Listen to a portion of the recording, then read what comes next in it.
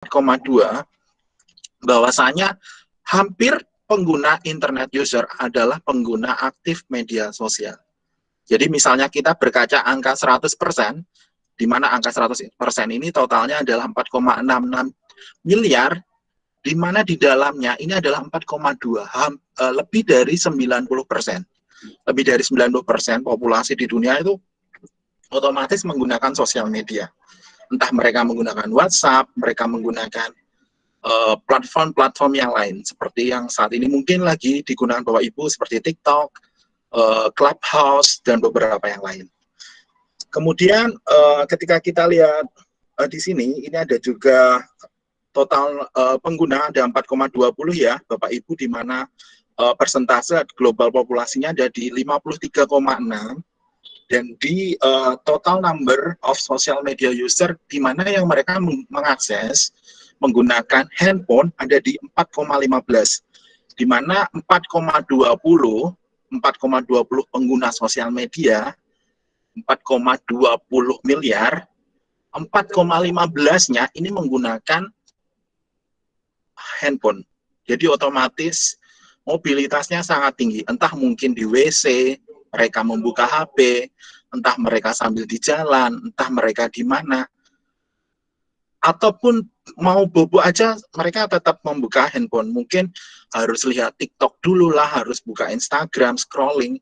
Dan ini adalah sebenarnya peluang ya, bukan hanya untuk desa, ini peluang untuk Bapak Ibu, barangkali nanti mau Bapak Ibu mengambil topik penelitian, atau Bapak Ibu mengambil beberapa kira-kira yang nanti bisa Bapak Ibu kupas dengan topik ini. Baik, untuk selanjutnya, sudah terlihat, ini saya bergeser ke slide selanjutnya. Ini adalah evolusi dari penggunaan waktu di mana di sosial media. Bapak Ibu bisa melihat slide saya selanjutnya. Halo? Enggak, Mas. Enggak jalan slide-nya. Enggak jalan? Iya. Sebentar. Ini saya all screen semuanya aja ya. Iya.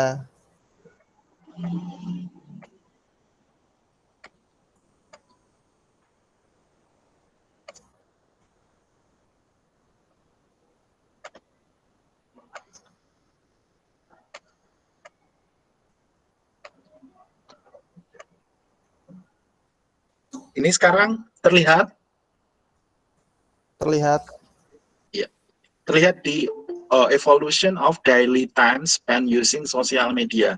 Yaps. Iya. Terima kasih. Jadi ini saya jelaskan dulu evolusi dari penggunaan waktu, di mana dari kuartal ketiga, jadi kuartal ketiga ini adalah bulan Juni sampai Agustus September.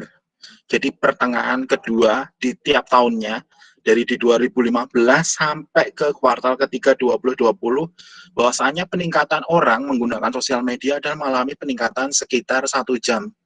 1 jam pertama 30 menit, kemudian mereka hampir di 1 jam.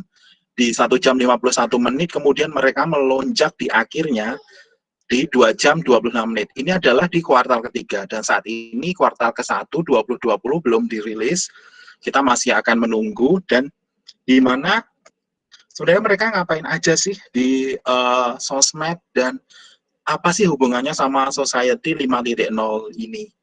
Apakah hubungannya untuk memang ajang istilahnya kepo, ataukah hanya ajang untuk eksistensi diri aja? Sebenarnya tidak. Jadi banyak sekali di mana Bapak Ibu nanti bisa banyak menggali hal. Baik, untuk selanjutnya saya akan bergeser.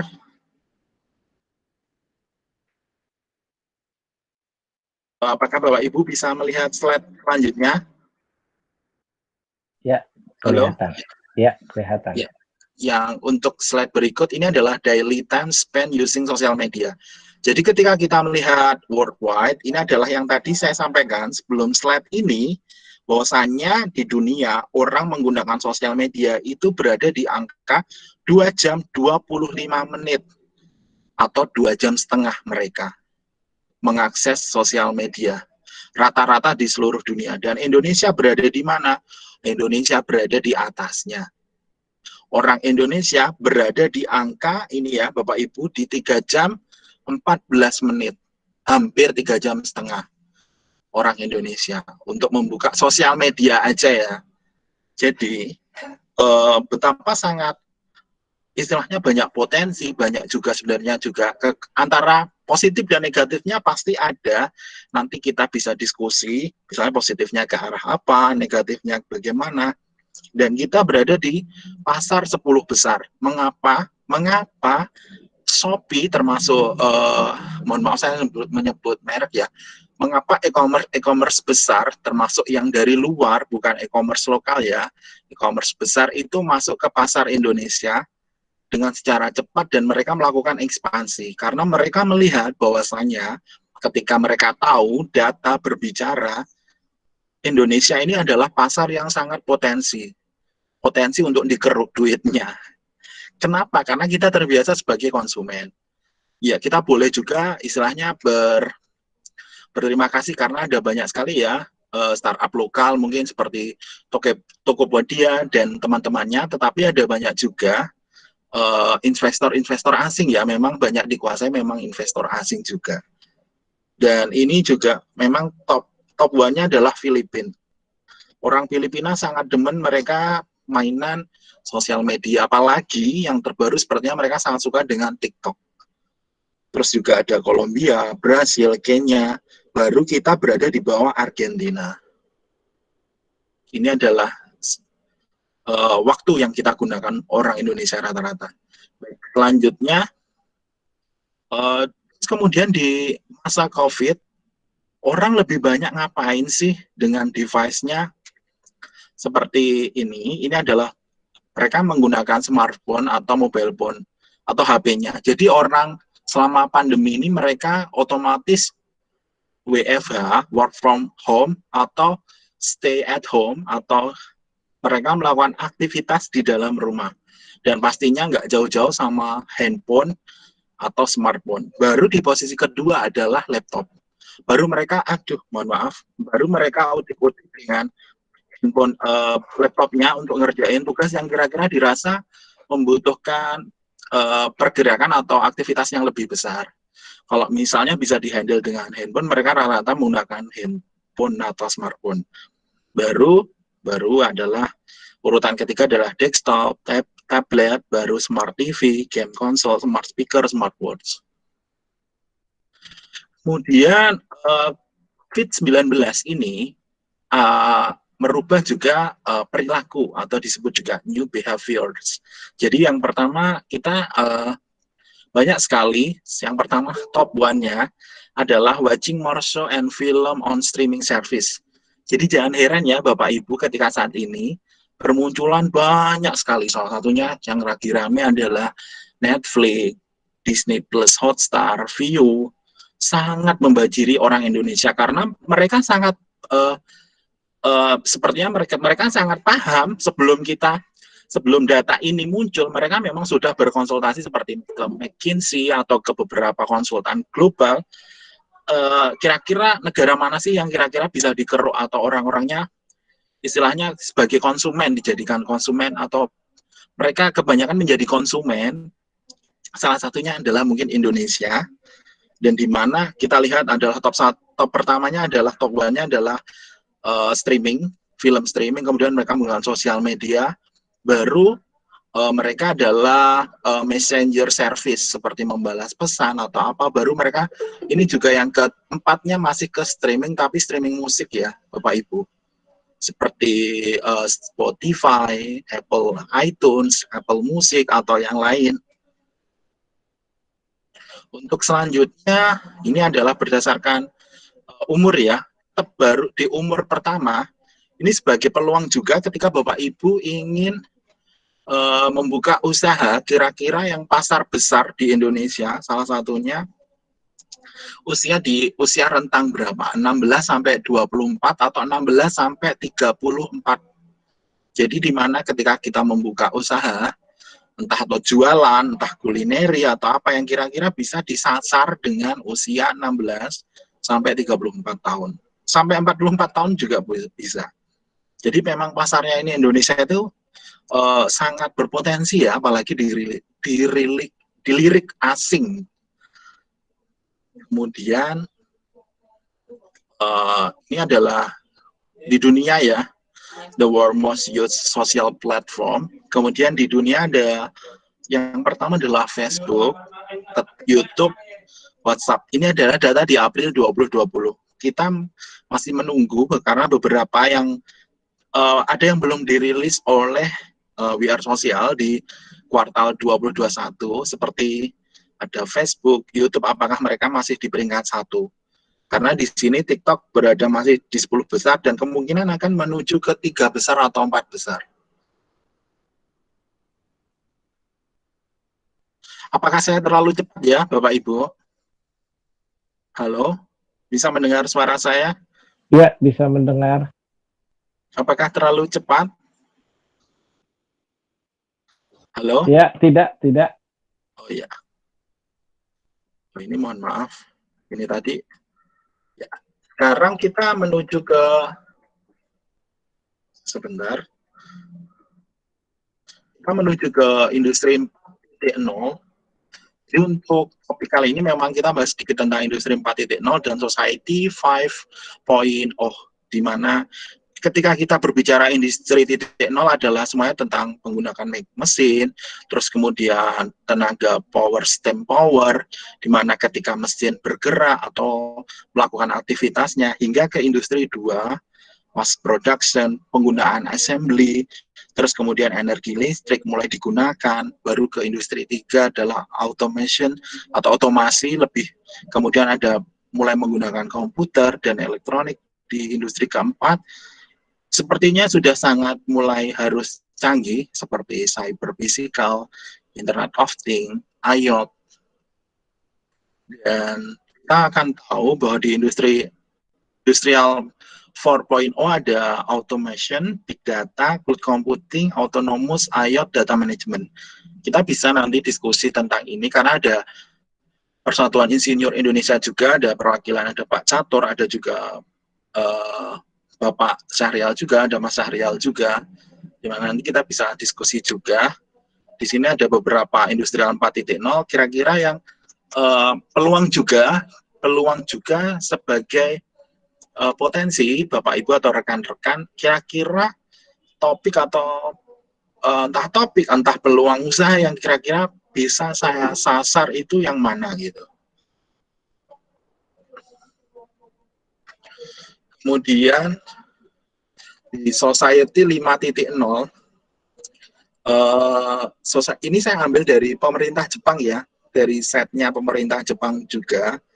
Di Society 1 ini adalah tentang hunting and gathering, bagaimana mereka memburu dan menangkap, mengumpulkannya seperti masyarakat zaman dulu ya, berburu, berkuda, menangkap hewan, binatang, terus kemudian mengarah ke Society 2.0, mereka agricultural, bagaimana pertaniannya mulai seperti terasiring atau yang di Jepang seperti pertanian yang sangat maju, baru ke 3.0 adalah industrial.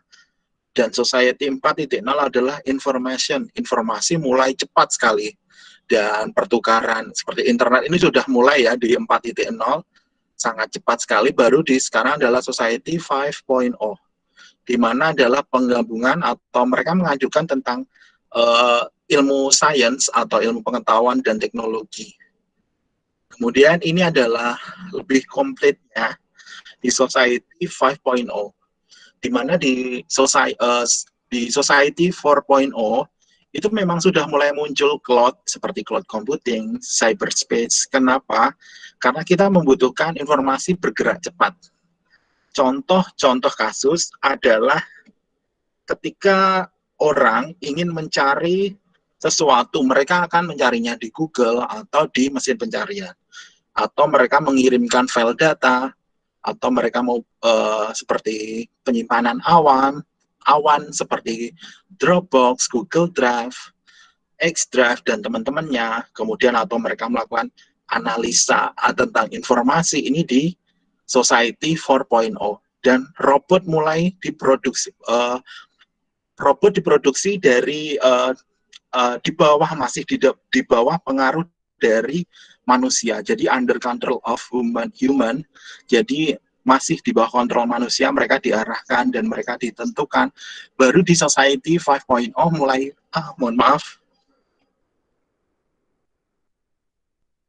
IT 5.0 adalah cyberspace tetap di mana big data, ada AI, artificial intelligence, kecerdasan buatan, ada sistem pakar, kemudian mulai sensor-sensor mulai digunakan dan automatic driving seperti mobil listrik yang nanti akan seperti yang kita tahu, apalagi akan mulai diproduksi mobil listrik yang otomatis ya, Bapak Ibu. Kemudian ada AI tetap juga, AI yang lebih canggih, kemudian ada mesin otomatis di mana bisa diproduksi oleh di pabrik juga, yang akan membantu, tujuannya memang membantu aktivitas atau kegiatan dari manusia.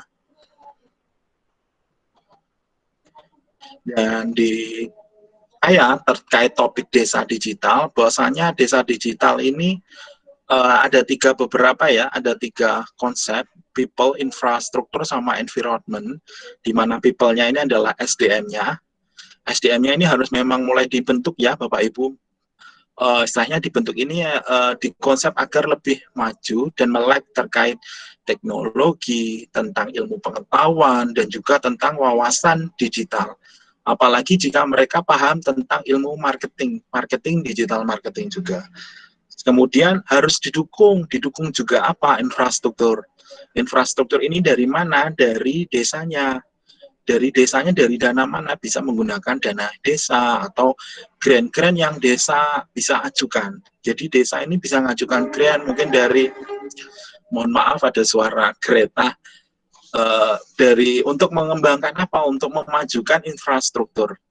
Dan jangan lupa kita harus membentuk lingkungan yang kondusif dan juga berkesinambungan di desa, agar ketika desa satu bagus bisa mempengaruhi desa-desa yang lain, dan tujuannya desa digital tidak hanya satu, dan people-nya tidak hanya people orang yang cerdas pada lingkungan A saja, tetapi mereka bisa berpindah atau bisa saling membantu ke desa-desa yang lain untuk mewujudkan desa digital atau desa istilahnya digital village, bukan hanya di desa A, di desa B, di desa C, atau di desa-desa yang lain. Salah satunya memanfaatkan teknologi informasi, pengembangan kawasan, kemudian irigasi, drainase, energi. Tujuannya desa digital adalah menurunkan biaya dan meningkatkan pelayanan publik. Mohon sebentar.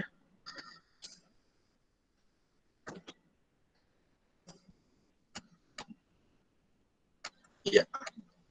Apakah terlihat slide saya, Bapak Ibu? Halo? Terlihat. Ya. Tentang topik yang selanjutnya adalah pemasaran produk desa. Jadi saat ini dengan adanya, kita tahu ya Bapak Ibu, di Society 4.0 itu sudah informasi mulai sulit dibendung, dan kita bisa mengetahui informasi dari seluruh dunia, termasuk menggunakan teknologi seperti marketplace atau teknologi penjualan. Apalagi ketika mengarah ke Society 5.0, teknologi e-commerce atau marketplace ini mulai canggih. Mungkin ada dukungan AI, seperti ada teknologi yang bisa mempengaruhi manusia untuk pengen beli aja nih ceritanya.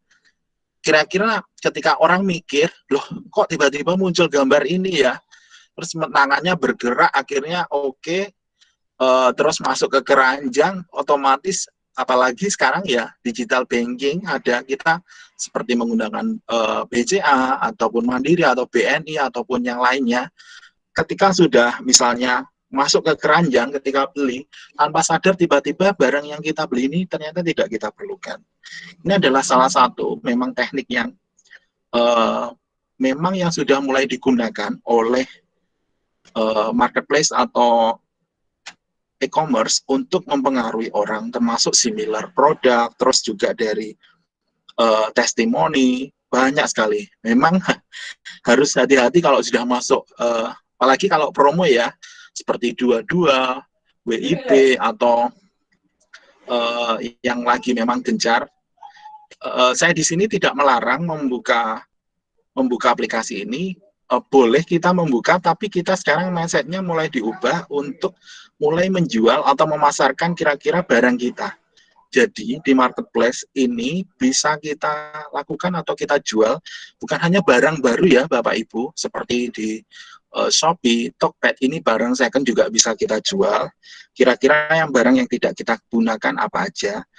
Untuk kasus yang akan saya sampaikan di saat ini adalah di desa, di mana kita bisa masuk menjual barang kita tidak hanya melalui marketplace atau e-commerce lokal. Jadi kita bisa masuk ke Alibaba. Di Alibaba kita bisa jual, di mana kita komunikasi dengan penjual misalnya dari Cina, dari Jepang. Kenapa saya bisa menyampaikan demikian? Karena ada teman saya yang saat ini bisnis ekspor impor juga ikan.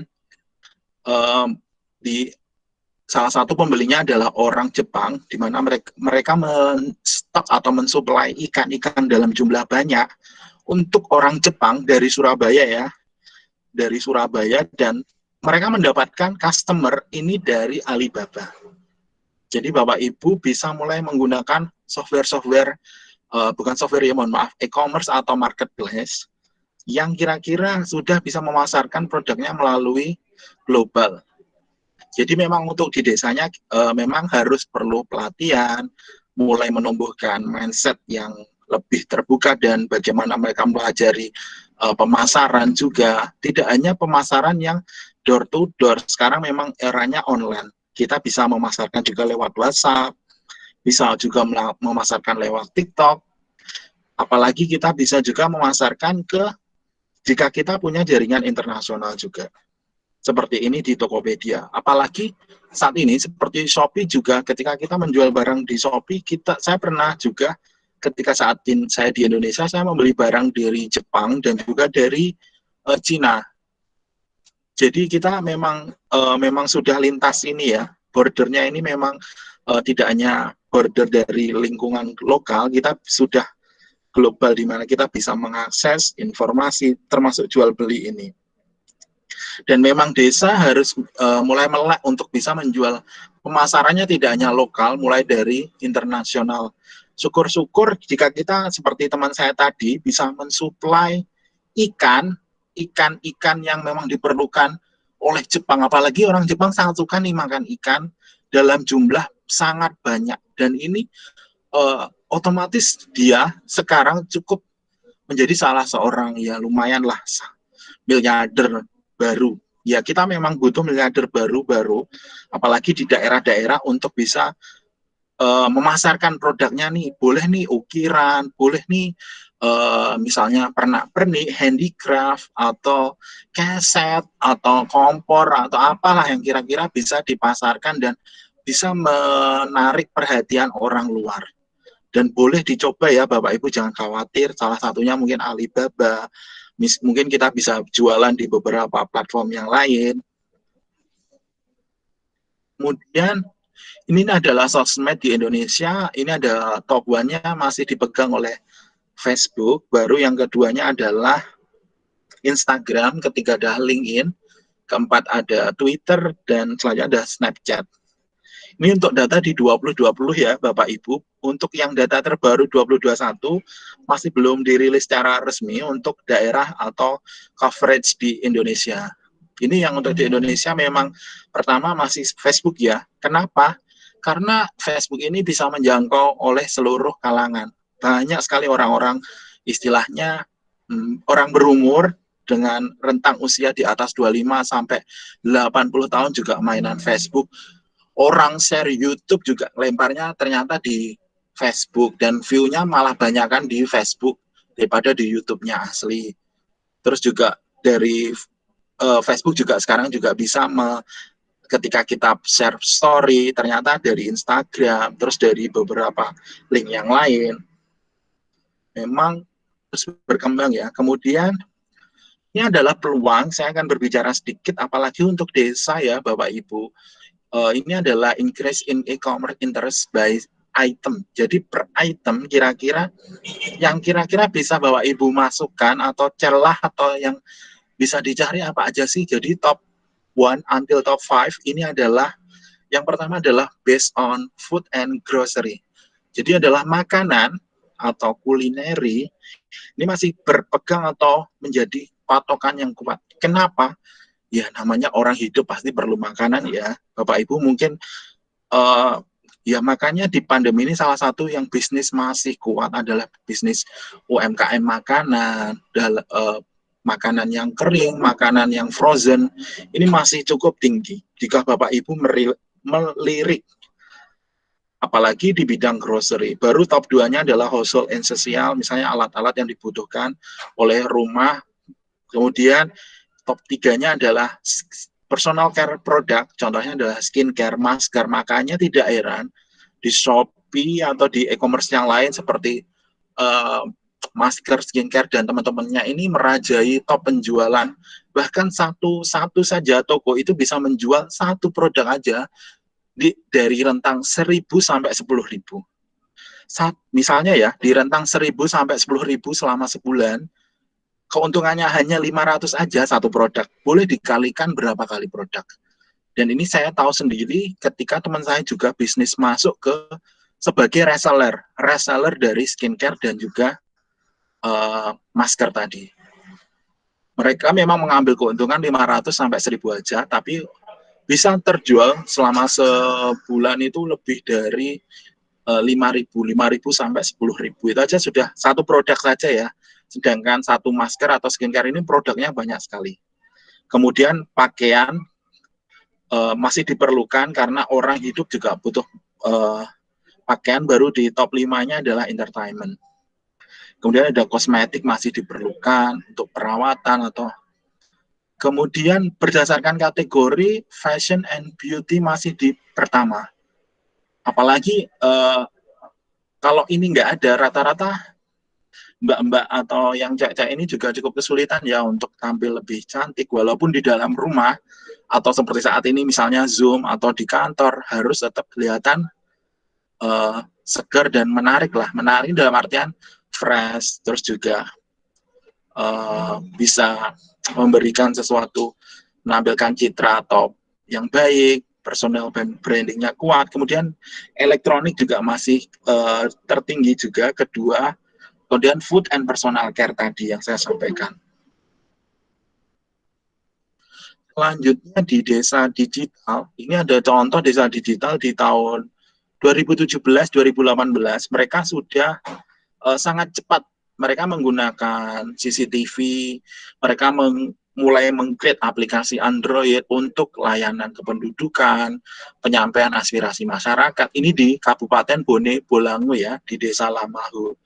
Mereka menggunakan CCTV di setiap sudut jalan.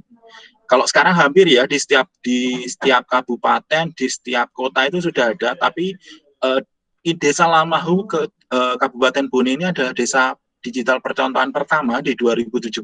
Mereka sangat cepat, apalagi mereka menggunakan aplikasi Android untuk saling memudahkan dengan warganya. Misalnya menyampaikan aspirasi atau kependudukan. Sedangkan di tempat saya sendiri, di Tulungagung ini juga belum kuat untuk menggunakan aplikasi Android. Tapi di Lamahu, Bone Bolango ini sudah sangat kuat sekali ya. Kemudian bergeser untuk kasus yang lain, Desa Puntang, Kabupaten Indramayu, mereka menggunakan Narrowband Internet of Things. Jadi pada alatnya automatic fish feeder dari eFishery. eFishery ini adalah salah satu startup di bidang istilahnya perikanan atau iwa-iwaan lah, ikan-ikanan tadi, di mana mereka menggunakan IoT. Ini bisa di-download di mana? Di Play Store atau di iOS, di mana Bapak Ibu bisa menggunakan eFishery. Terus ada iGrow untuk pertanian. Bapak Ibu juga bisa investasi di sana, di iGrow juga. Di eFishery sepertinya saya kurang tahu. Kalau eFishery sepertinya juga bisa. Kemudian ini bisa jadi contoh untuk desa-desa lain, seperti penggunaan IoT tadi untuk agar apa sih? Kenapa sih? Agar memberi makan ikan itu lebih efisien, tahu waktu-waktu kapan, kemudian tahu juga siklus panen ikan yang tepat, tidak salah arah. Dan kenapa? Tujuannya biar ketika ikan menghasilkan anak-anaknya atau bertelur tadi ini lebih cepat dan memudahkan analisa budidaya, kualitas ikannya tadi, terus kondisi air secara real time. Terus ini berdasarkan di 2017 jumlah desa ini di Indonesia ya 73,40% ini adalah masih di desa masih di tertinggal. Baru yang berkembang 19,17, baru di mandiri adalah 7,43. Ini sumbernya adalah dari LKPP dan juga Kementerian Keuangan. Baru ini ada Desa Kembar Sirih. Mereka menggunakan Instagram, Facebook, fanpage, sangat luar biasa sekali. Dan kenapa saya memberi contoh Desa Kembar Sirih atau Gunung Rejo, ini ada contohnya Desa Gunung Rejo ya. Ini mereka mempromosikan lewat IG dan ketika kita komen, ini pas tahun lalu saya coba komen, mereka balasnya cepat sekali. Saya juga coba DM itu mereka membalasnya cepat sekali. Dan mereka mengenalkan potensi desa, terus juga melalui YouTube, TikTok. Jadi desa digital tidak hanya penggunaan IoT atau big data atau teknologi yang memang arahnya AI atau yang mereka mengenalkan menggunakan sosial media dan juga teknologi digital. Ini juga termasuk sebagai desa digital. Terus desa sigap penggunaan aplikasi Android, terus juga mulai harus menggandeng inovator-inovator desa ataupun konten kreator desa untuk memunculkan desanya. Desa juga harus mencuat ya Bapak Ibu, agar desanya juga dilirik, dan ketika desa dilirik dan menjadi potensi contohnya ada desanya muncul nih, terkenal di lingkungan, bukan hanya masyarakat, ternyata di nasional. Pasti orang ingin datang ke desa ya, dan otomatis kan meningkatkan lapangan pekerjaan. Banyak sekali orang berjualan, terus kemudian muncul kerajinan lokal, muncul handicraft lokal, atau kemudian muncul peluang pekerjaan yang lain yang dimana memunculkan istilahnya otomatis meningkatkan lapangan pekerjaan dan juga meningkatkan ekonomi desa ya. Desa yang semakin maju dan desanya semakin mencuat, saling bersinergi satu masyarakat dengan masyarakatnya yang lain, terus mereka saling melek, saling bahu-membahu, pasti otomatis, dan memang ini perlu waktu ya Bapak Ibu. Kemudian untuk mempercepat desa digital tadi adalah ya, pertama adalah dukungan atau kerjasama dari berbagai pihak. Ya, dari anak-anak mudanya ini harus mulai turun nih, dan anak-anak mudanya sudah turun, sudah mempromosikan desanya, sudah melek teknologi, sudah melakukan inovasi, tetapi tidak ada dukungan. Ini juga kurang.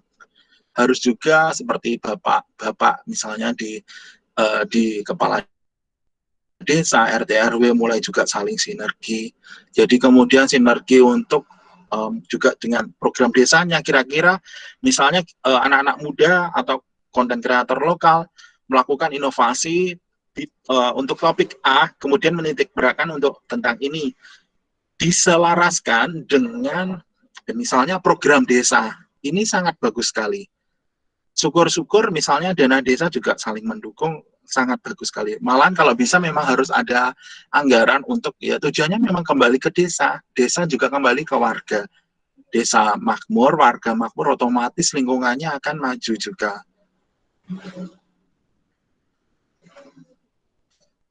Demikian untuk presentasi saya hari ini. Apakah terlalu cepat? Baik, halo Bapak Ibu. Oke. Cek.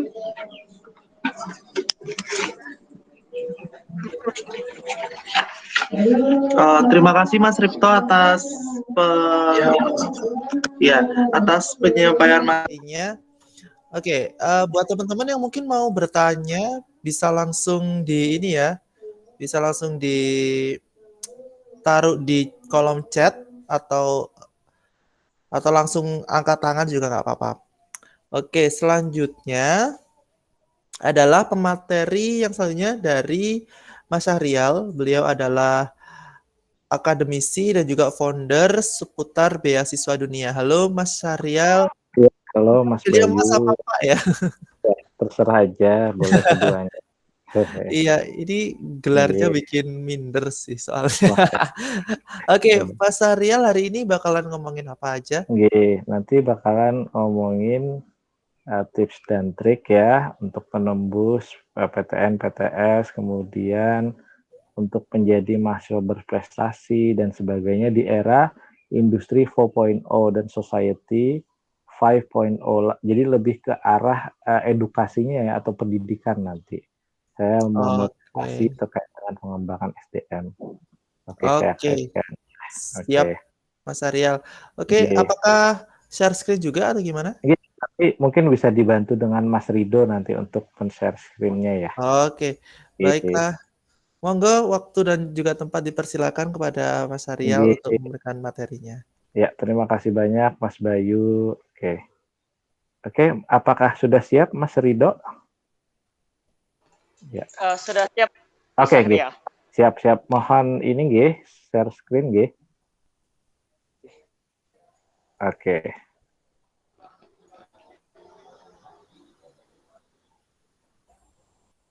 Ya.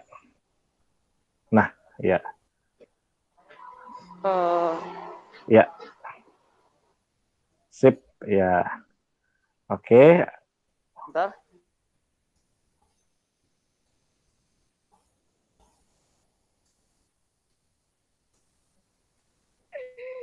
Aduh, bodoh. Oke, kita tunggu ya. Oke.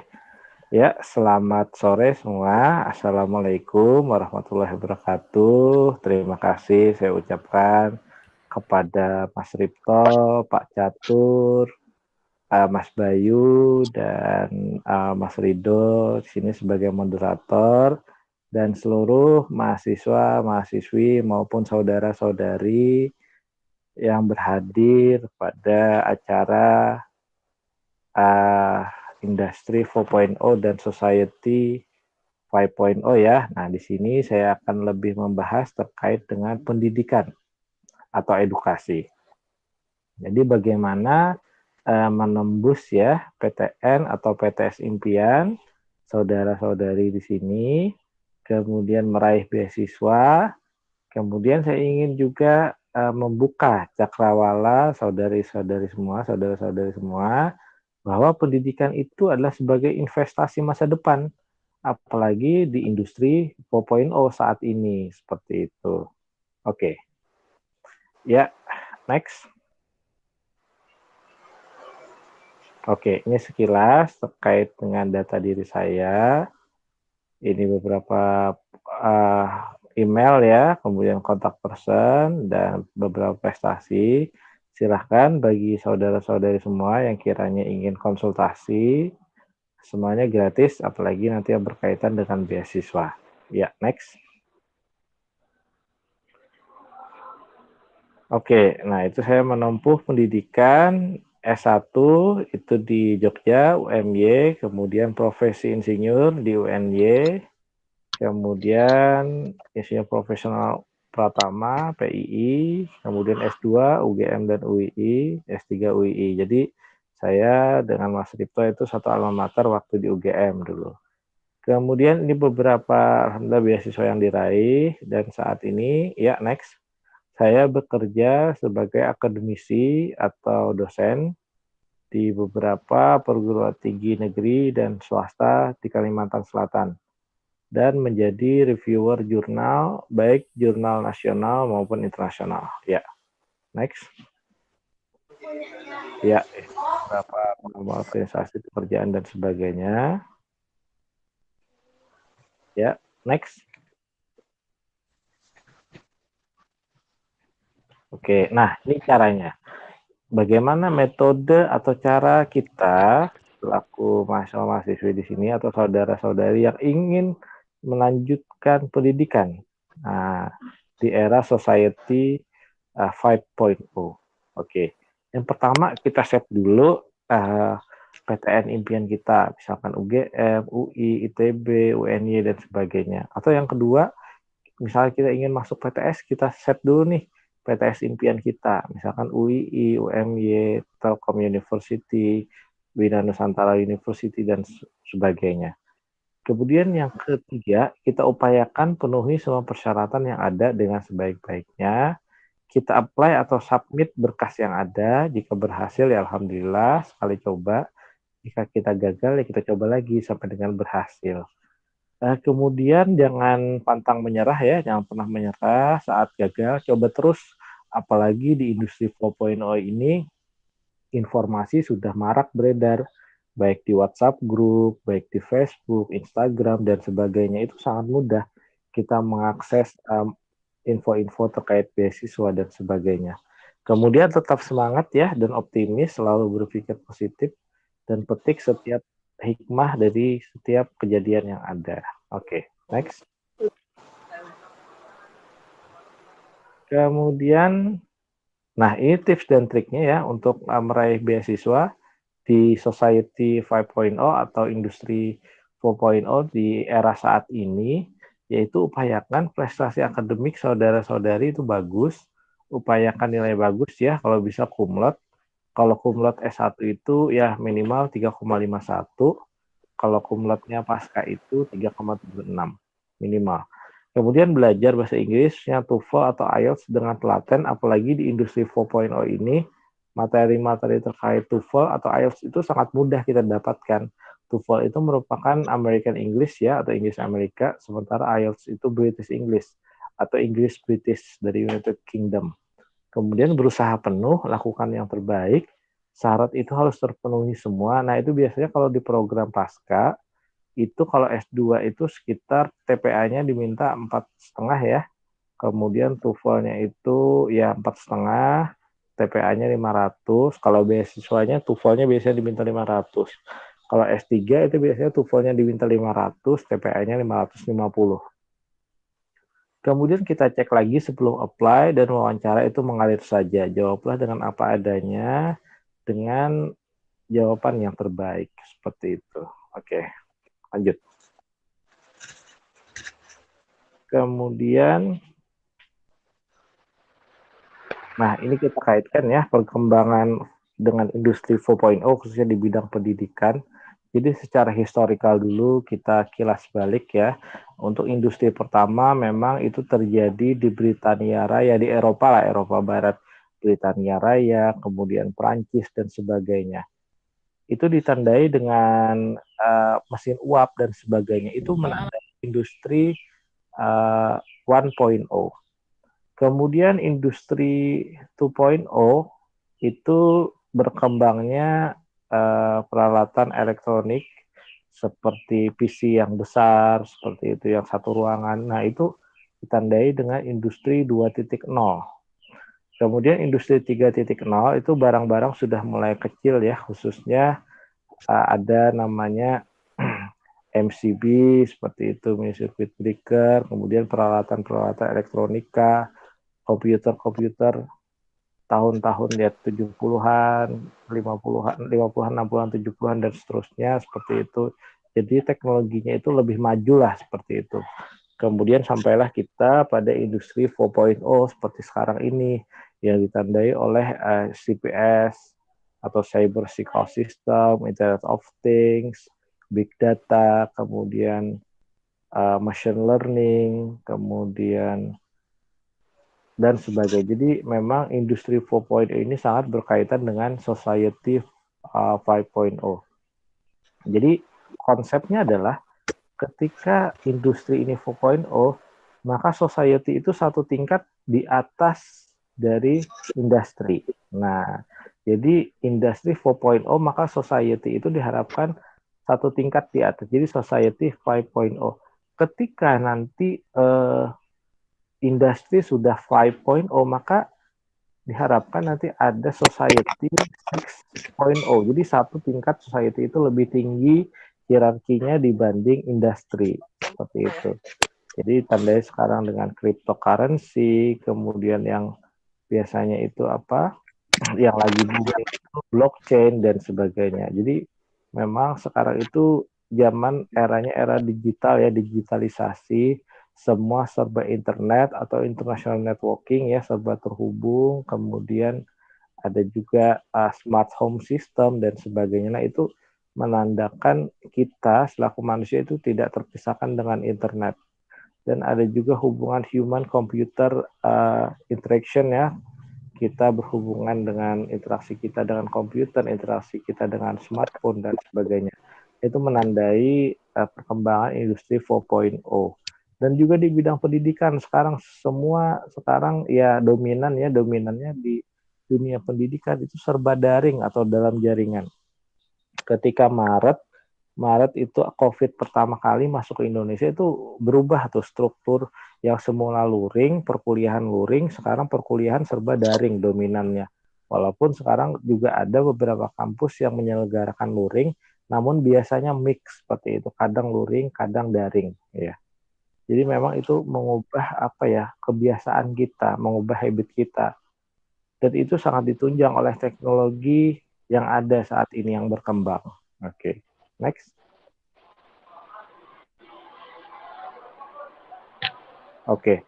Nah, ini saya ingin menyemangati para saudara-saudari di sini, mahasiswa semua, Bapak Ibu semua, bahwa pendidikan itu sebagai investasi di industri 4.0.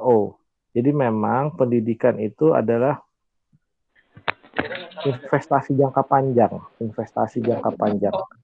Ketika kita sekolah, misalnya kita dihadapkan pada 3 pilihan. Yang pertama ilmu atau sekolah ya, tahta, harta. Nah itu kalau saya pribadi lebih milih ilmu. Karena apa? Karena insya Allah dengan ilmu, maka harta, tahta, dan sebagainya itu akan mengikuti sendiri seperti itu.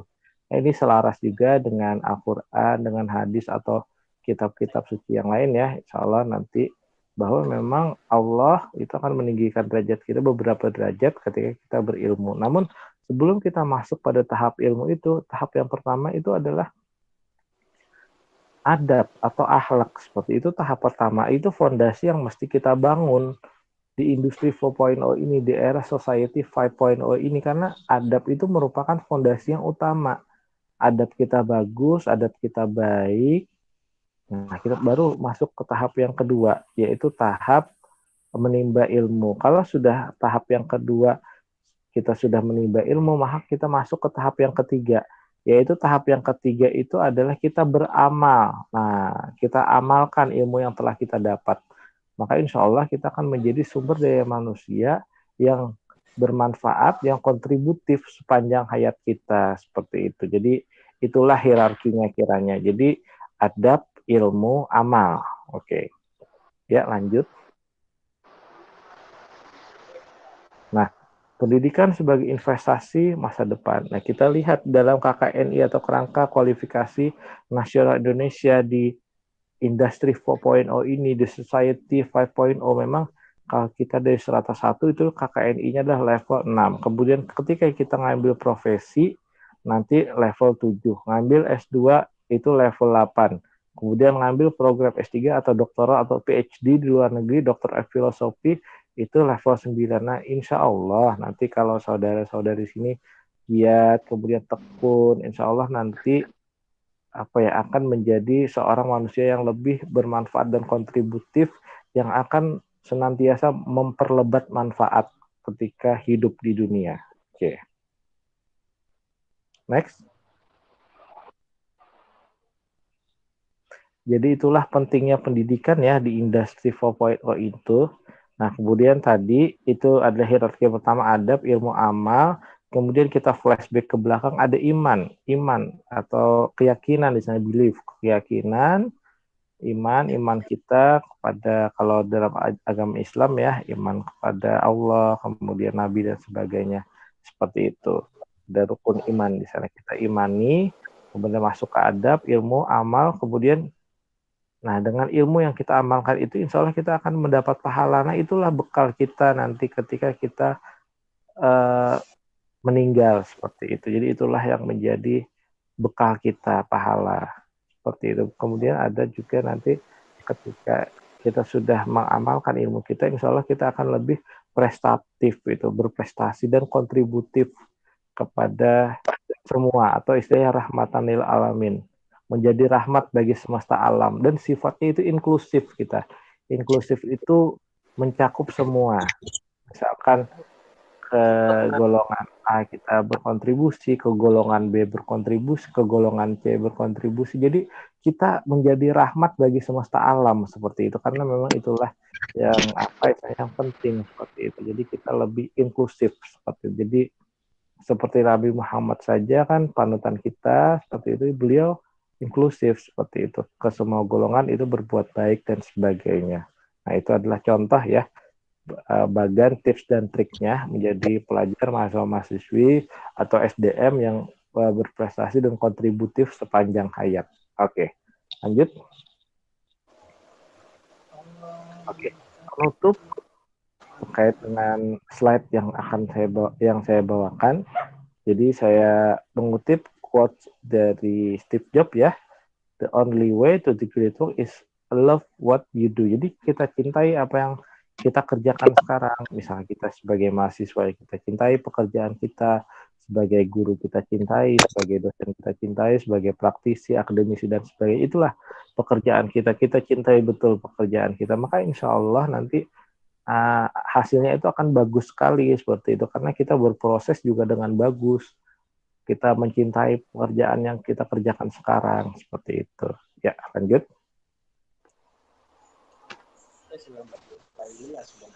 Ya, jadi penutup yang kedua, ini kutipan dari Ali bin Abi Thalib ya. Jadi sebuah ilmu itu lebih baik daripada harta. Ilmu akan senantiasa menjagamu, sementara harta itu kamulah yang akan senantiasa menjaganya. Jadi ilmu itu merupakan hakim yang memutuskan berbagai perkara, sedangkan harta adalah yang dihakimi. Telah tiada para pemilik harta dan tersisalah para pemilik ilmu. Walaupun diri mereka telah tiada, namun pribadi mereka akan selalu ada bersemayam dalam hati-hati manusia. Nah, itu adalah penutup ya dari saya terkait dengan Industri 4.0, the era society 5.0 dikaitkan dengan pendidikan seperti itu. Ya, lanjut. Oke, terima kasih banyak. Ya, terima kasih Mas banyak. Sahrial. Oke, selanjutnya nanti kita diskusinya jadi satu aja ya, teman-teman. Oke, terima kasih Mas Sahrial. Terima kasih banyak. Selanjutnya yaitu dari Pak Catur. Halo Pak Catur.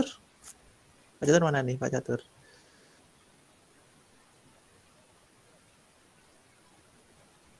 Halo Pak Catur, mana nih orangnya? Udah hadir belum ya Mas Ripto, Pak Caturnya?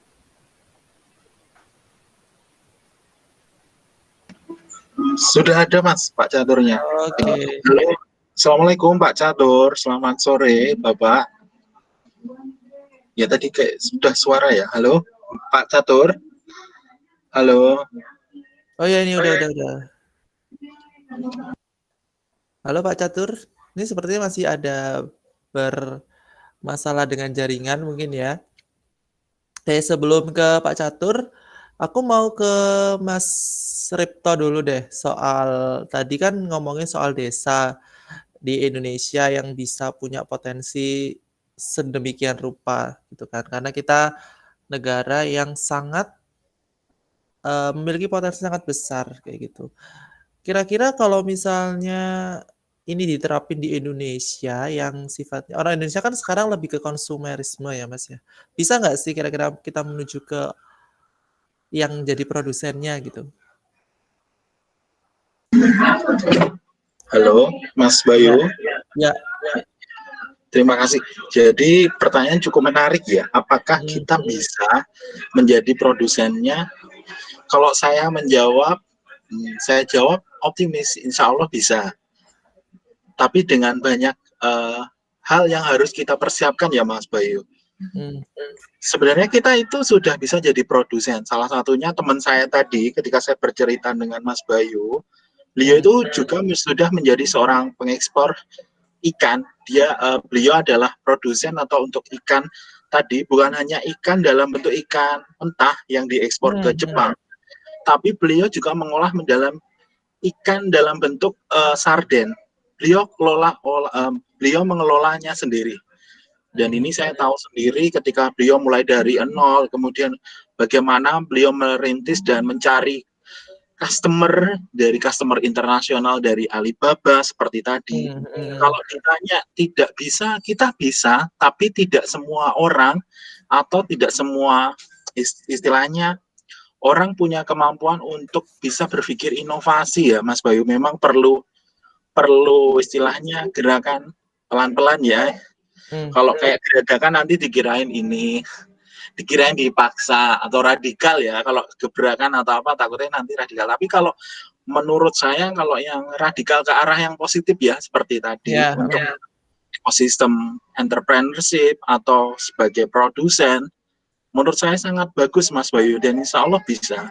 Dan mulai kita gandeng seperti UMKM lokal tadi, banyak sekali UMKM lokal yang sangat berpotensi di Indonesia ini, yang salah satunya cukup mencuat. Saya juga pernah tahu sendiri Mas Bayu, ada UMKM atau makanan lokal yang seperti tempe yang udah di kemasan yang sudah istilahnya dibentuk gitu. Dengar? Ya, halo. Ya, sepertinya Pak Catur sudah masuk Mas Bayu. Ya, diterusin dulu aja Mas. Bisa dengar? Ya, Oke, bisa silakan. Pak. Bisa dengar Pak Catur. Oke. Baik, iya. Jadi seperti demikian bahwasanya ketika kita mengetahui bahwa memang harus banyak hal yang harus kita persiapkan ya, rekan-rekan. Jadi kalau ngomong mungkin atau tidak, ya mungkin dan bisa, insya Allah bisa. Memang butuh banyak jalan ya. Seperti memang kita seperti datang di acara kali ini juga salah satunya memperkuat networking Bapak Ibu juga. Oke. Terima kasih Mas Ripto atas Sama-sama Mas Bayu. penjabarannya. Cukup clear ya, kita punya potensi yang luar biasa seperti itu. Oke, halo Pak Catur.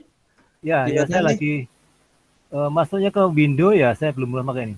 Oh iya. Windows. Boleh dinyalain cam-nya Pak? Oke. Masuk di Sekarang- Chrome aja bisa kok. Oke. Ya, coba. Kelihatan nggak? Iya, kelihatan. Oke, nanti Oke. Pak Catur bakal ngomongin apa nih? Oke, kita akan ngomongin masalah masyarakat point zero ke society 5.0 yang saya kaitkan dengan masyarakat keinsinyuran yang Oke. jumlahnya 1,2 juta di Indonesia ini. Oke, lumayan nggak terlalu banyak kok ya. Bisa dijelaskan nggak sih PII itu apa Pak sebelum masuk ke materi? Oke, PII itu adalah wadah organisasi profesi yang merupakan himpunan dari para insinyur ya yang berpraktek keinsinyuran yang didirikan tahun 52 ya, sampai sekarang sudah cukup tua ya. Organisasi profesi yang tertua itu adalah ID, yang kedua baru PII. Itu kira-kira. Oke, jadi organisasi profesi khusus untuk insinyur Pak ya. Oke, silakan Pak Catur memberikan materinya. Waktu dan tempat dipersilakan. Ya, terima kasih. Materi ini pada dasarnya ingin kami sampaikan bukan merupakan atas nama organisasi PII, tapi masih sifatnya pribadi ya. Walaupun saya saat ini duduk sebagai Sekretaris Majelis Standar Keinsinyuran Persatuan Insinyur Indonesia. Saat ini saya di samping di PII, saya juga memiliki aktivitas sosial ya, yaitu saya sebagai pendiri ruang pembelajar ya. Ruang pembelajar itu adalah satu ruang pelatihan yang diperuntukkan bagi multidisiplin ya, ilmu yang kami berikan kepada masyarakat yang membutuhkan secara gratis ya. Kami melakukan ini karena kami juga mempunyai mitra ruang pembelajar yang disebut dengan ruang profesional yang memang memberikan pelatihan secara komersial. Baik, Bapak Ibu sekalian, saya mencoba untuk sedikit memberikan satu pandangan ya mengenai transformasi masyarakat 4.0 ke society 5.0. Yang ini nanti saya langsung kaitkan dengan kondisi masyarakat insinyur kita yang pada saat ini baru mungkin sedikit sekali ya yang masih atau yang baru menjadi anggota Persatuan Insinyur Indonesia. Padahal menjadi anggota PI ini sebenarnya menjadi kewajiban bagi semua insinyur. Karena apa? Karena dalam Undang-Undang Keinsinyuran itu wajib bagi seorang insinyur itu memiliki surat tanda registrasi insinyur ya, agar legal dia melaksanakan praktek keinsinyurannya. Baik, ini Bapak Ibu megatrend dunia yang sudah sering dipakai sebagai acuan kita ya.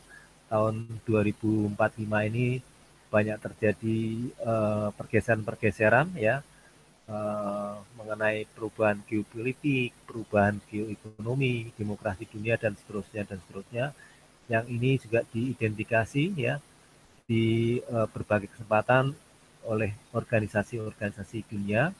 Ada forum ekonomi ya, kemudian juga PBB dan sebagainya yang membuat satu pemetaan.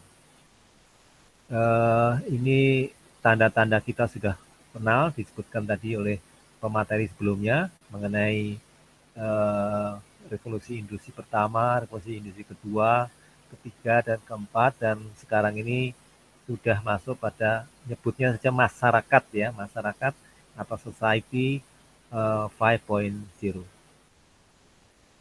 Nah, inti dari kita poin ke sekarang ini kita berdiri di mana revolusi industri kedua berada, itu nature dari pekerjaan itu sudah bergeser ya.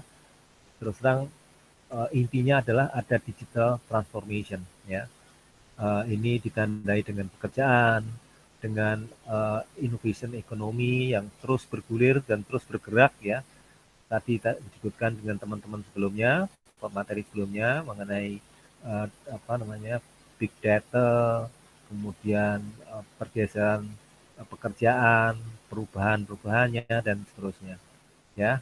Nah, kemudian juga pada industri sekarang ini penguatan dari individu akan selalu ada ya. Karena apa? Karena individu kita ini semakin banyak diberikan tools ya, diberikan tools. Salah satu toolsnya sekarang adalah orang hidup tanpa internet sudah nggak bisa ya. Ini orang-orang yang sekarang sudah berpikir maju dan berposisi maju begitu.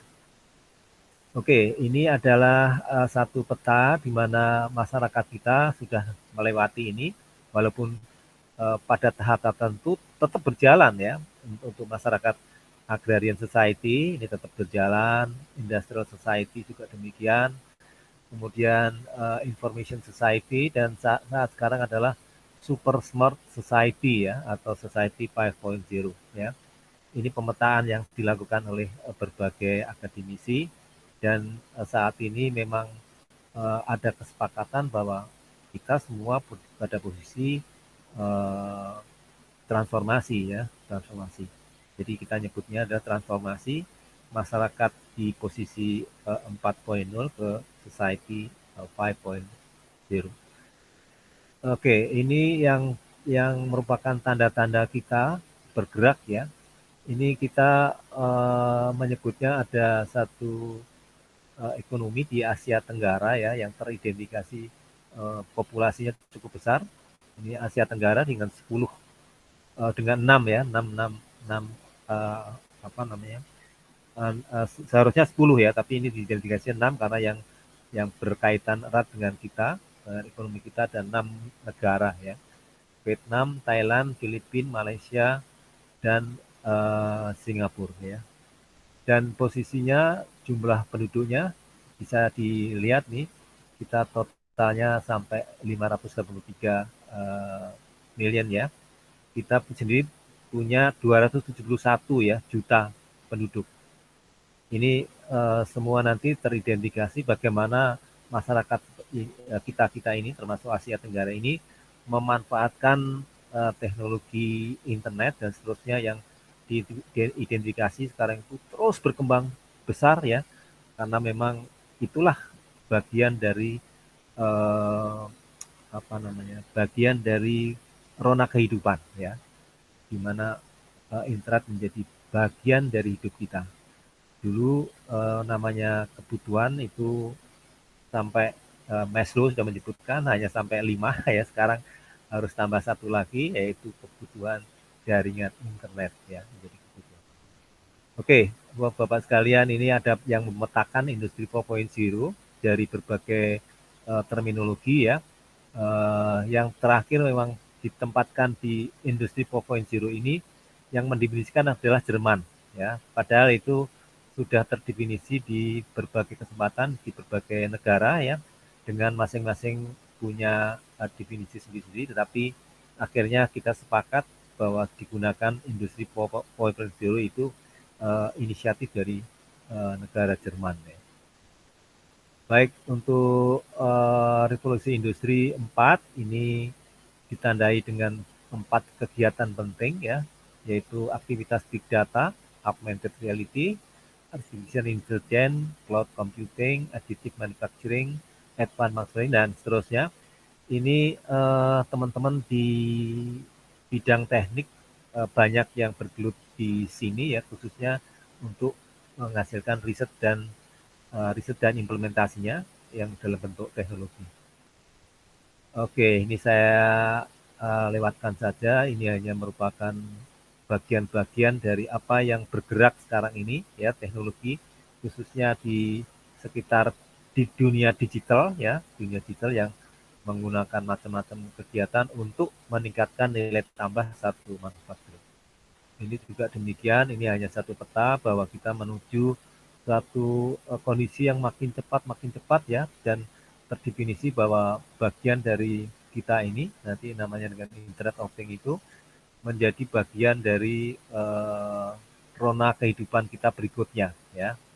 Ini adalah satu temuan-temuan saja dari teknologi yang berkaitan dengan internet ya, jaringan internet ya. Oke, ini merupakan gambar yang menunjukkan makin ke sini itu percepatan dari inovasi yang dihasilkan itu memberikan impact yang tinggi ya. Kalau tadinya linear ya, dari industri 1, industri 2, industri 3 itu boleh dikatakan linear, tapi begitu masuk ke industri 4.0 ini eksponensial ya, nilai inovasinya ya. Ini juga menjadi bagian kita nanti bergerak. Oke, ini adalah ditunjukkan dengan kecepatan kita sekarang bergerak ya, di mana semua sudah online ya. Ini merupakan ciri dari kehidupan normal kita nanti ya, yang sekarang ini juga di-challenge oleh pandemi COVID-19 ya. Ini secara paralel ya, bahwa COVID-19 dinyatakan juga sebagai pemicu kecepatan kita bergerak ya, inovasi-inovasi yang bergerak untuk menuju masyarakat 5.0 yang memang sebelumnya diidentifikasi, tetapi pada saat itu identifikasinya masih katakanlah 5-10 tahun yang akan datang, tetapi dengan adanya pandemi ini masyarakat 5.0 makin dipercepat ya, dipercepat. Jadi inilah yang menjadi bagian dari tantangan kita. Ini saya tidak elaborate lagi, ini hanya menunjukkan bahwa kondisi Indonesia menghadapi pandemi ini berbeda dengan negara-negara yang lain ya. Negara-negara yang lain ini boleh dikatakan sudah membuat satu siklus penurunan bahkan sampai datar ya. Ini kita hanya lihat data dari sini, mungkin pemerintah kita perlu mengacu pada negara-negara yang sudah berhasil menekan pandemi ini dengan modelnya sendiri-sendiri ya. Indonesia masih belum mencapai kondisi yang lebih baik dari negara tetangga. Baik, ini saya ingin sampaikan bahwa kita ini sekarang betul-betul dipacu oleh satu kebutuhan masyarakatnya ya. Ini kita lihatkan ya. Jadi satu masyarakat digital sekarang terlihat bahwa kita kalah dengan Vietnam kalau dari sisi persentase ya. Vietnam itu menggunakan 41% ya, pelayanan-pelayanannya sudah menggunakan internet ya.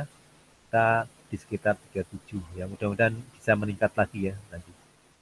Oke, sementara ini adalah kondisi di mana orang kota dengan orang non kota ya, yang cenderung bahwa orang kota itu akan lebih kuat ya, mengambil perannya ya untuk segala sesuatu ya yang pada saat ini berbasis pada digital, pada era digital ini ya. Ini terlihat Vietnam itu 74%-nya itu seolah-olah menjadi metro ya, karena orangnya menggunakan internet itu lebih besar daripada yang tidak menggunakan ya. Kita masih 50-50, 40%, 56%. Oke, Bapak Ibu, itu adalah satu bagian dari challenge kita yang saya ingin di sini menceritakan mengenai Persatuan Insinyur Indonesia, di mana saat ini keanggotaannya baru terkumpul 34.000 orang ya. Sementara di masyarakat itu ada 1,2 juta insinyur yang belum terdaftar. Nah, inilah yang menjadi tantangan kita, bagaimana PII ini akan mengajak masyarakat keinsinyuran untuk bisa bersinergi di dalam organisasi Persatuan Insinyur Indonesia. Bapak Ibu, saya perkenalkan Persatuan Insinyur Indonesia ini sekarang mendapatkan amanat dari Undang-Undang Keinsinyuran. Ya, di dalam Undang-Undang Keinsinyuran ini disebutkan di sana ada dua organisasi yang melaksanakan undang-undang ini, yaitu organisasinya namanya Dewan Insinyur Indonesia, dan yang kedua adalah Persatuan Insinyur Indonesia. Hubungannya adalah semacam komisaris dan dewan direksi. Ya, PII seolah sebagai dewan direksi. Ini tugas-tugasnya lebih lengkap ya. Kami sampaikan ada melaksanakan pelayanan keinsinyuran, program profesi insinyur. Nah, program profesi insinyur ini memang diamanatkan kepada PII yang yang saat ini melaksanakan program ini bersama pendidikan tinggi ya. Bapak Ibu, untuk hal yang ini saya hanya ingatkan kepada Bapak Ibu bahwa Bapak Ibu sebenarnya tidak boleh menggunakan istilah insinyur ya. Insinyur itu adalah sebagaimana diatur oleh undang-undang ini adalah lulusan program studi program profesi insinyur, yaitu program studi yang dilaksanakan oleh perguruan tinggi bekerja sama dengan PII. Lulusannya inilah yang boleh menggunakan insinyur ya. Bapak Ibu yang sekarang belum berkuliah di program studi tadi hanya boleh menggunakan titel sarjana teknik sebagaimana ada di dalam ijazah Bapak Ibu ya. Ijazah Bapak Ibu itu adalah sarjana teknik. Baik Bapak Ibu, saya teruskan sedikit. Ini adalah tugas PII, wewenang PII dan sebagainya. Saya tidak akan terlalu panjang karena ini Bapak Ibu bisa melihat di Undang-Undang Keinsinyuran nantinya ya. Namun yang terpenting di sini ada poin di PII, tugas PII ini di pasal 38. PII itu melaksanakan registrasi insinyur. Nah, apa makna registrasi insinyur itu? Intinya adalah bahwa Bapak Ibu sebagai insinyur kalau akan praktek keinsinyuran itu wajib meregistrasi kepada Persatuan Insinyur Indonesia. Kalau tidak, artinya Bapak Ibu melaksanakan praktek ilegal ya, ilegal, dan ini bisa nantinya bermakna pada pidana dan ancaman administrasi lainnya. Saya perkenalkan ini pengurus pusat ya PII. Kemudian di sana ada dua majelis kehormatan etik dan majelis standar keinsinyuran. Saya ada di majelis standar keinsinyuran sebagai sekretaris majelis. Ini adalah pengurus pusat. Kami punya pengurus wilayah sesuai dengan jumlah provinsi kita, pengurus cabang sesuai dengan jumlah kabupaten atau kota. Baik Bapak Ibu, saya teruskan sedikit. Ini adalah cakupan bidang rumpun keinsinyuran. Ada bidang kebumian dan energi, rekayasa sipil, lingkungan terbangun, dan seterusnya. Inilah para insinyur yang diatur di dalam Undang-Undang Keinsinyuran. Ya, Bapak Ibu bisa dilihat sendiri. ada 7 rumpun keinsinyuran. Kemudian Bapak Ibu juga melaksanakan praktek keinsinyuran itu diatur di dalam 7 kelompok bidang praktek keinsinyuran ya. Baik, ini adalah registrasi insinyur. Saya ingin sampaikan bahwa surat tanda registrasi insinyur ini wajib dimiliki oleh insinyur yang akan melakukan praktek keinsinyuran ya. Surat tanda registrasi insinyur ini analog dengan surat izin dokter bagi dokter ya. Jadi ini analog sekali. Kemudian pasal 11 STRI dikeluarkan oleh Persatuan Insinyur Indonesia. Baik, poin-poin ini tidak terlalu ini. Nah, ini tadi saya ingatkan kepada Bapak Ibu bahwa untuk memperoleh gelar profesi insinyur ya, seseorang harus lulus dari program studi program profesi insinyur. Ini yang tadi kami ingin ingatkan kepada Bapak Ibu yang selama ini telah lulus sarjana tekniknya, tetapi belum ikut di dalam program studi pendidikan insinyur, maka yang bersangkutan belum boleh berhak atau belum berhak menulis gelar insinyur di berbagai kegiatannya. Baik, ini saya teruskan bahwa Bapak Ibu pada dasarnya nanti bisa disertifikasi melalui PII ya, dan pada gilirannya setelah disertifikasi akan diberikan surat tanda registrasi insinyur. Ini hak dan kewajiban para insinyur. Apa ini sanksi administrasi dan pidananya? Jadi yang mendapatkan sanksi ini adalah insinyur yang tidak memiliki STRI ya, atau sarjana teknik yang tidak memiliki STRI. Bapak Ibu, ini kami ingatkan, STRI merupakan kewajiban bagi kita semua. Dan ini lebih-lebih nanti dipraktekkan di sini bahwa pada masyarakat 5 ya, masyarakat 5.0 itu memang seluruhnya masyarakat itu terregistrasi secara digital, dan ini nantinya Bapak Ibu akan terasa juga ini merupakan antisipasi juga pada masyarakat 5.0 nanti. Baik, ini ketentuan pidana kami sampaikan Bapak Ibu bahwa Bapak Ibu yang tidak memiliki STRI tadi ada pidana penjara 2 tahun ya, atau denda paling banyak 200 juta rupiah. Atau kalau Bapak Ibu masih sarjana teknik ya, artinya belum insinyur, itu melakukan praktek insinyuran dan menyebabkan hilangnya nyawa seseorang, maka pidananya adalah 10 tahun ya, atau denda 1 miliar ya.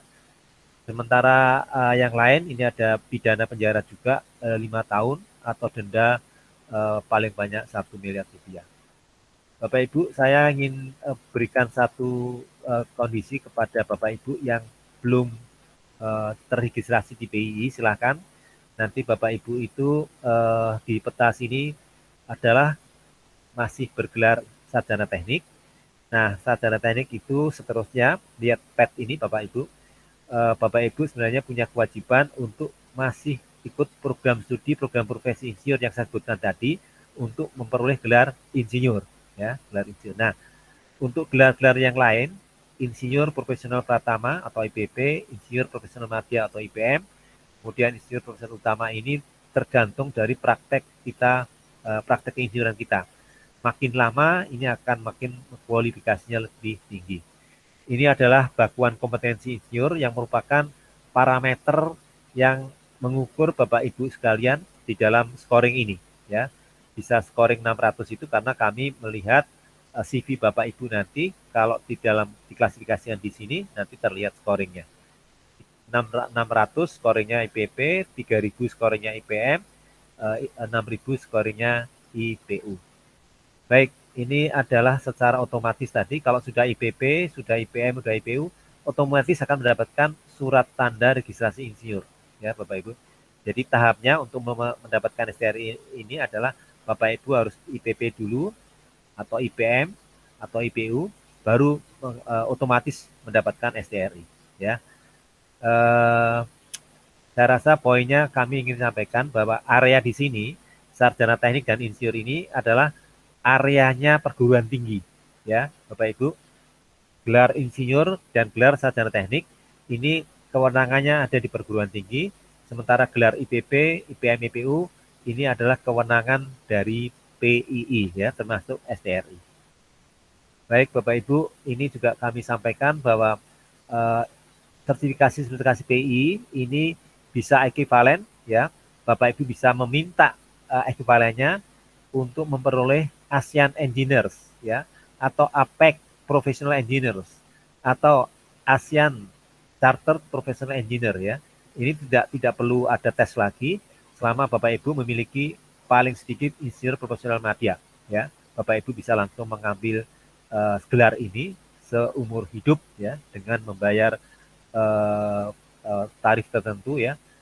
Kalau nggak salah, bukan nggak salah, adalah $215 untuk seterusnya, artinya untuk selama-lamanya ya, seumur hidup. Tidak ada renewal fee lagi. Baik Bapak Ibu, ini kami sampaikan mengantisipasi tadi masyarakat 5.0. Ini adalah kami memiliki unit kompetensi 7 ini ya. Lalu kami sudah mengantisipasi ke depan ini makin canggih kompetensinya. Kita sekarang memiliki beberapa kompetensi tambahan ya. Ini adalah menunjukkan kami mengantisipasi masyarakat 5.0. Ini adalah unit kompetensi. Ini saya nggak ceritakan lebih detail. Intinya Bapak Ibu nanti bisa belajar masalah kompetensi ini ya, merupakan kompetensi insinyur yang memang dibutuhkan pengetahuannya apabila Bapak Ibu ingin melakukan sertifikasi keinsinyurannya kepada PII. Baik, saya rasa poinnya ingin saya sampaikan itu. Kita bisa diskusi lebih banyak lagi Bapak Ibu. Terima kasih. Assalamualaikum warahmatullahi wabarakatuh.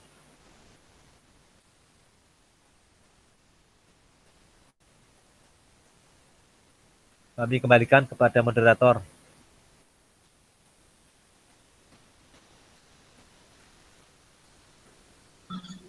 Baik, halo Mas Ridho. Baik, karena berhubung Mas Bayu ada kegiatan, jam 5 beliau ada tes juga. Baik, halo Mas Ridho. Halo, selamat sore Mas Ridho. Baik, kalau demikian, karena tadi Bapak Catur juga sudah selesai mempresentasikan, barangkali dari Bapak Ibu ada pertanyaan. Baik, ada pertanyaan dari Pak Putu, bukan pertanyaan nih ya, seperti perkenalan Pak Putu juga. Diskusi lisan agak panjang tentang profesi keinsinyur. Oh ya, boleh nanti ya dihubungkan dengan Pak Catur juga. Ya. Baik, kami ya Pak Putu Deni Artawan Sugih Prabowo. Background beliau S1 Informatika dan S2 CIO IT Management atau e-Governance, Pak. Ya, baik, Mbak. Ya, oh ya, Pak Putu angkat tangan, silahkan Pak Putu. Baik, Pak Rito, terima kasih. Selamat sore Pak Catur.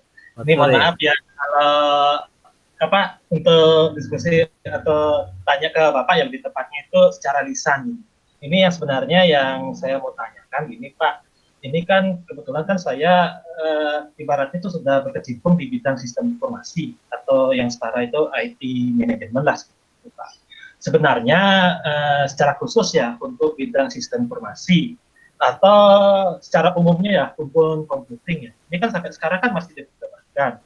Apakah kira-kira yang jebolan atau alumni dari program studi rumpun computing, nah apalagi yang rumpun bidang sistem informasi ini kan khusus bidang sistem informasi ini kan tidak pure technical, soalnya kan campuran antara technical dan non technical gitu, seperti ya manajemen. Terus kalau ada juga unsur psikologi, kalau kita belajar tentang human computer interaction seperti itu Pak. Nah dalam hal ini untuk rekan-rekan kita yang merupakan alumni di bidang sistem informasi atau rumpun computing secara umum, apakah itu bisa ngambil program profesi insinyuran Pak? Dan secara tidak langsung juga apakah bisa nanti dari kami yang dalam hal ini yang berlatar belakang di bidang sistem informasi ini secara khususnya atau rumpun computing secara umumnya bisa bernaung di bawah PII Pak, seperti itu intinya. Terima kasih Pak sebelumnya.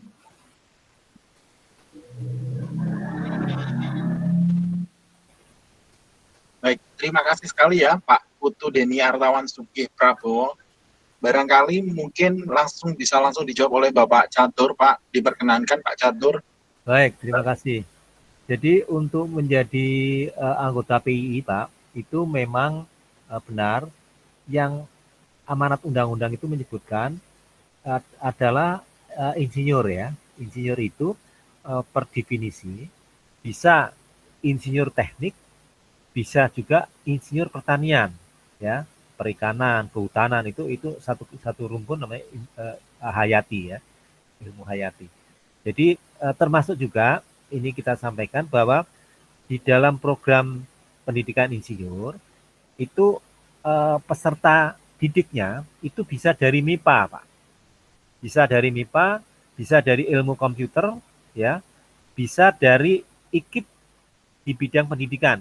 Di pendidikan teknik ya, ada dulu namanya IKIP ya, atau Fakultas Pendidikan di IKIP ya, itu bisa menjadi peserta program profesi insinyur ya, yang nantinya bisa bergelar insinyur gitu ya. Jadi orang-orang MIPA silahkan ya, orang-orang komputer silahkan. Komputer itu ada dua macam ya, ada yang tadinya langsung sebut itu dari ilmu teknik komputer, ada juga yang sebutnya ilmu komputer. Saya belum tahu terminologi perbedaannya.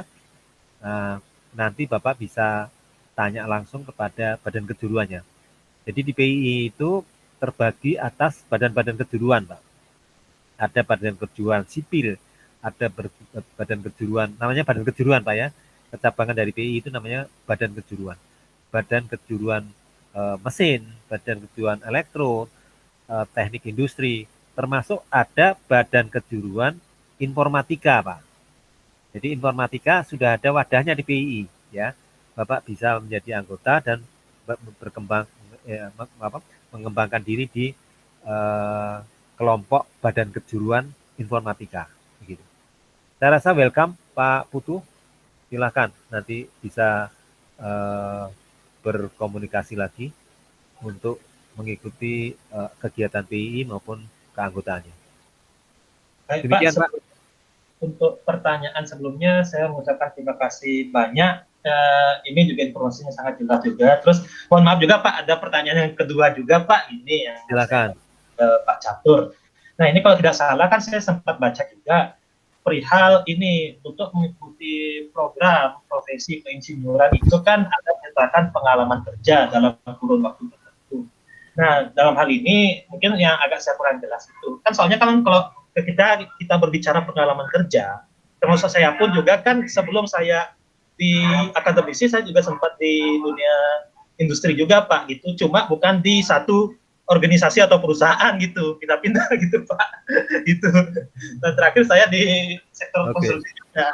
Nah maksud saya begini, kalau untuk mengikuti program profesi keinsinyuran ini Pak, apakah dalam hal ini masa pengalaman kerja yang dimaksud itu adalah terhitung secara kumulatif. Kumulatif yang dimaksud itu walaupun itu misalnya contoh saya bekerja di perusahaan A selama 1 tahun, kemudian saya bekerja di perusahaan B sampai sekarang selama 1 tahun juga gitu, misalnya contoh seperti itu. Apakah dalam hal ini terhitung dari masa kerja di perusahaan A hingga ke perusahaan B, atau dalam hal ini yang dimaksud dengan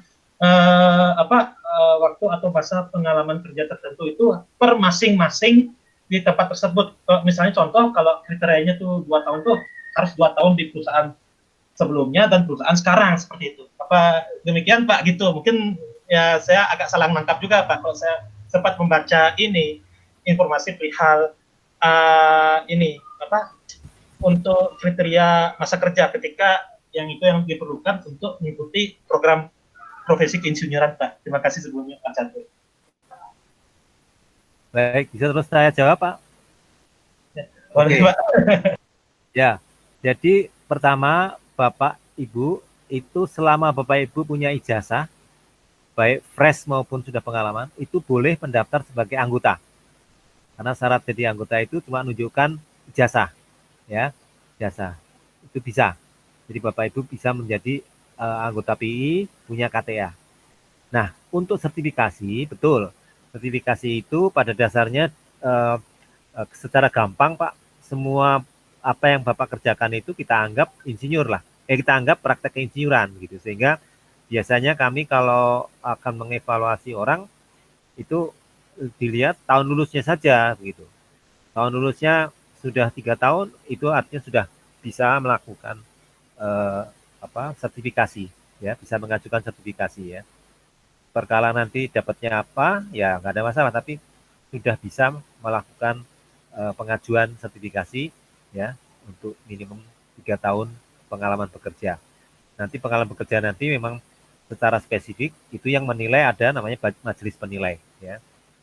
Jadi begitu Pak Putu, Bapak kalau sudah punya ijazah masuk saja PII dengan menunjukkan ijazah Bapak untuk paling tidak mendapatkan KTA ya. Nah, seterusnya nanti Bapak akumulasi. Kalau Bapak pengalaman sudah lebih dari 3 tahun, bisa dimajukan untuk memperoleh insinyur profesional pratama. Begitu Pak ya. Welcome Pak. Sama ini, mohon maaf Pak, tanya yang ketiga. Ya. Ini juga sama seperti, hampir mirip seperti pertanyaan di yang pertama tadi Pak. Ini soalnya kan untuk, terutama yang untuk bidang sistem informasi itu kan agak special case juga Pak. Karena kalau ketika kita berbicara, kalau misalnya ya, ini kan mungkin kalau misalnya diminta untuk portofolio, kalau di profesi keinsinyuran itu kalau tidak salah kan portofolio, kalau di bidang-bidang yang lainnya kan kebanyakan kan hampir 100%-nya itu kan technical gitu Pak. Nah, masalahnya kalau di bidang sistem informasi ini itu kan tidak murni technical juga Pak. Kayak contoh gini, biasanya kayak contoh di kami itu biasanya kan ada salah satu portofolio kalau di bidang IT audit dan manajemen itu salah satu portofolionya itu adalah membuat dokumen standar yang berhubungan dengan subbidang IT audit dan manajemen. Misalnya kayak contoh dokumen tata kelola gitu Pak, yang ngacu ke COVID gitu. Apakah itu nanti bisa Pak itu dinilaikan kalau misalnya nanti kami masukkan di ini Pak untuk profesi keinsinyuran gitu. Soalnya kan ini juga, makanya kan saya agak bingung juga Pak di sini. Karena maksudnya mohon maaf untuk bidang ilmu kami itu ya seperti yang tadi saya bilang juga Pak, kami tidak murni 100% teknis. Karena di satu sisi juga ada non teknis juga Pak, seperti manajemen seperti itu Pak. Sehingga mempengaruhi portofolio dari kami sendiri gitu Pak nantinya gitu. Mohon maaf sebelumnya Pak. Sebaiknya Bapak mengirim CV saja Pak. Karena semuanya itu mengirim CV, baik ada unsur teknis atau non teknis, nanti tercover di sana, nggak ada masalah. Jadi prosedurnya itu adalah meminta kita itu mengirim CV, ya, atau lebih tepat itu namanya formulir aplikasi insinyur profesional. Tapi kami sering menerima CV cukup, nanti CV itu kami convert ke dalam formulir Pak. Dan formulir itulah ada scoringnya. Jadi Bapak nggak usah ngomong ini ada teknis dan non teknis, nggak ada, itu semua teknis. Jadi teknis yang tertulis begitu, sehingga Bapak Ibu nggak usah ragu. Semua pekerjaan kita itu dapat diportofoliokan, ya. Jadi nggak usah ragu. Nanti yang akan menilai lebih detail adalah majelis penilai, di mana ini adalah unsur teknis yang mendukung, ini adalah unsur teknis kompetensi yang utama begitu. Mereka ada kriteria sendiri-sendiri untuk menentukan kualifikasi. Dan oleh karena itu CV-nya dibuat runtut Pak. CV itu dibuat setelah isinya dibuat setelah S1 Bapak lulus. Ya, bekerja mulai apa saja sampai dengan sekarang, akumulasi sekarang. Karena memang di dalam sertifikasi itu dibutuhkan akumulasi dari pengalaman pekerjaan. Ya, pengalaman pekerjaan. Jadi sekali lagi Bapak ngirim CV saja, kita bisa memprosesnya. Terima kasih. Baik Pak Catur, terima kasih banyak Pak untuk informasinya. Nanti kalau misalnya dari saya sendiri, coba itu Pak. Terima kasih banyak Pak Catur. Ya, silakan.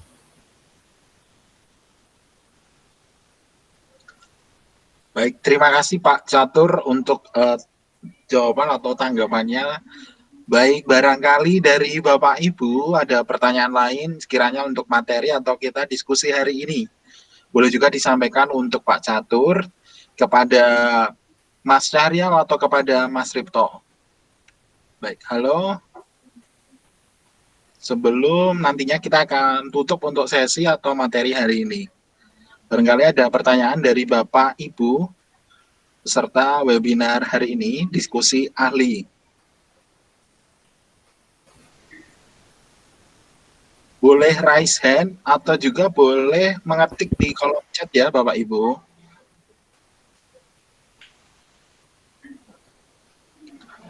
Baik, halo.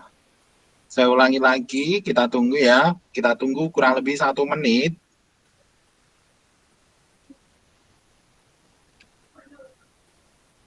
Baik, jika tidak ada, terima kasih ya Bapak Catur untuk tanggapannya.